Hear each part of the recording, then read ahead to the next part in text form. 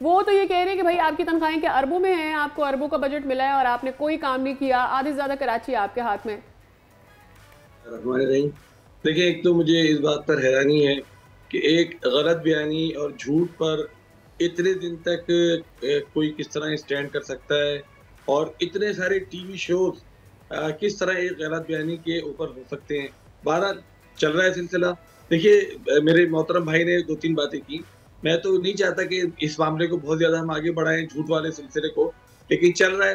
देखिए, एक तो जमात इस्लामी के पास ज़्यादातर टाउन नहीं है। हम्म। कराची के 25 टाउन में से जमात इस्लामी के पास सिर्फ 9 टाउन है।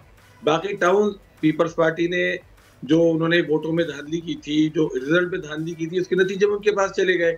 चलिए, नंबर 1 बात ये हुई कि ये बात इनको क्लियर कर दें, इनको शायद पता नहीं है कि जमात इस्लामी के 9 टाउन है और इनके पास 25 में से बाकी टाउन इनके पास है। ठीक दूसरी बात ये है कि देखिए, ये कोई अच्छा जी। ढकी हुई या छुपी हुई चीज़ नहीं है। ओज़ेडटी जो आती है, वो उन मुलाज़मीन की तनख्वाहों के लिए आती है कि जो पीपल्स पार्टी की सिंध हुकूमत ने जहेज़ के अंदर इन टाउन्स को दिए। उनकी तनख्वाहें, उनके मेडिकल अलाउंसेस और उनकी सारी चीज़ें उससे दी जाती हैं। ये पीपल्स पार्टी के टाउन्स को भी आती हैं और जमात इस्लामी। आप ऐसा करें कि पीपल्स पार्टी के किसी टाउन चेयरमैन से पूछ लें कि भई ये जो ओज़ेडटी आती है, इसमें से आप कितना डेवलपमेंट पे खर्च करते हैं? तो ये जो ये फरमा रहे हैं ना कि अरबों रुपए की तनख्वाहें, भाई अरबों हो, खरबों हो, करोड़ों हो या लाखों, ओज़ेडटी जो आती है वो उन्हीं मुलाज़मीन के लिए आती है जो मुलाज़मीन आपने दिए हैं। जमात इस्लामी ने तो एक मुलाज़िम भी भर्ती नहीं किया, क्योंकि मुलाज़िम भर्ती करने की पावर भी नहीं है टाउन के पास। तो वही मुलाज़मीन हैं जो पीपल्स पार्टी की हुकूमत ने टाउन्स को दिए थे। अब रही दूसरी बात, देखिए बारिश के हवाले से। बारिश के हवाले से बात ये है कि 106 बड़ी सड़कें जो पूरे शहर में फैली हुई हैं, जी। ये पीपल्स पार्टी के मेयर साहब, जो खुद भी आपको पता है किस तरह आए थे, उनके पास हैं। कराची के 42 बड़े नारे जो गुजरते हैं, वो पीपल्स पार्टी के जनाब मेयर साहब के पास हैं। वाटर बोर्ड पीपल्स पार्टी के मेयर साहब के पास है, और Sindh solid waste management board Peoples Party के मेयर साहब के पास है। ये सारी चीज़ें इनके पास हैं। उसके बाद अगर ये दूसरों से भी इस बात का मुतालबा करें और ये तवक्का क्या करें करें? कि वो लोग, मेरी सुन ले बात, सुन लीजिए, ठीक है ना?